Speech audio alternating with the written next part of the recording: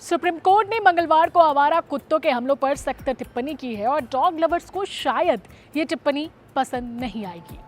अदालत ने कहा है कि बच्चों या बुजुर्गों को कुत्ते के काटने, चोट लगने या मौत के हर मामले में हम राज्य सरकारों से भारी मुआवजा दिलवाएंगे, क्योंकि उन्होंने पिछले 5 सालों में नियमों को लागू करने के लिए कुछ भी नहीं किया। कोर्ट ने कहा कि आवारा कुत्तों को खाना खिलाने वालों की भी जिम्मेदारी तय की जाएगी। अगर आपको इन जानवरों से इतना प्यार है तो उन्हें अपने घर क्यों नहीं ले जाते?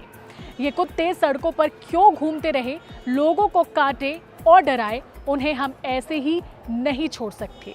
जस्टिस विक्रमनाथ, जस्टिस संदीप मेहता और जस्टिस एनवी अंजारिया की बेंच ने कहा कि कुत्तों में एक खास तरह का वायरस होता है जिसका कोई इलाज नहीं है। अब तक 4 दिन की सुनवाई में इमोशंस सिर्फ कुत्तों के लिए ही दिख रहा है। जब कुत्ते 9 साल के बच्चे पर हमला करते हैं तो उसका जिम्मेदार कौन होगा? क्या हम इस पर आंखें मूंद लें?